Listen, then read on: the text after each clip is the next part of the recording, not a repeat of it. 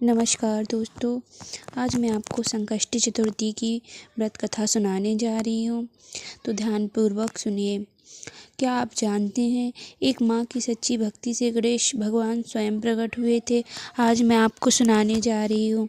चलिए कथा प्रारंभ करती हूँ। बहुत समय पहले की बात है। एक छोटे से गांव में एक गरीब ब्राह्मणी रहती थी। उसके जीवन का एकमात्र सहारा था उसका छोटा सा बेटा। वह उसे अपनी जान से भी ज़्यादा प्यार करती थी। ब्राह्मणी रोज़ मेहनत करके जैसे तैसे अपने बेटे का पालन पोषण करती थी। घर में धन तो नहीं था, लेकिन माँ की ममता और संस्कारों की कोई कमी नहीं थी। एक दिन सकट चौथ का पावन दिन आया। ब्राह्मणी ने सुना था कि जो माँ सच्चे मन से सकट चौथ का व्रत करती है, भगवान गणेश उसकी संतान के हर संकट से बचाते हैं। यह सुनकर उसने निश्चय किया कि वह पूरे विधि विधान से व्रत करेगी। उस दिन उसने सुबह स्नान किया, घर के कोने में मिट्टी का छोटा सा गणेश जी का स्वरूप बनाया, दीपक जलाया और मन ही मन प्रार्थना की, हे गणपति बप्पा, मेरे पास देने को कुछ नहीं है, बस मेरे बेटे की रक्षा करना। लेकिन कहते हैं ना, भक्ति की परीक्षा भी ली जाती है। उसी दिन दोपहर में ब्राह्मणी का बेटा अचानक गंभीर रूप से बीमार पड़ गया।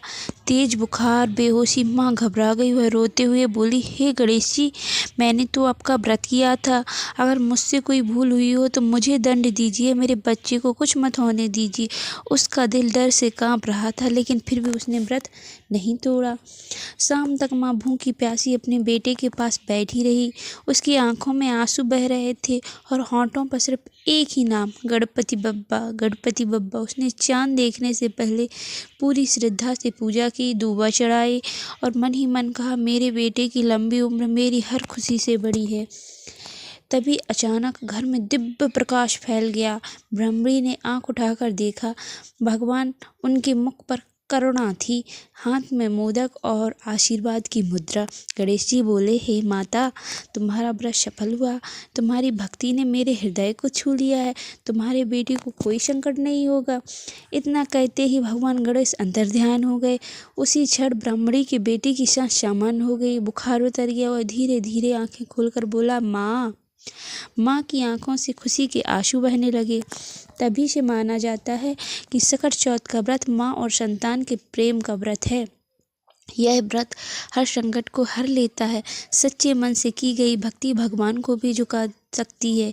लेकिन अपनी संतान की दीर्घायु के लिए हर माँ को यह व्रत करना चाहिए।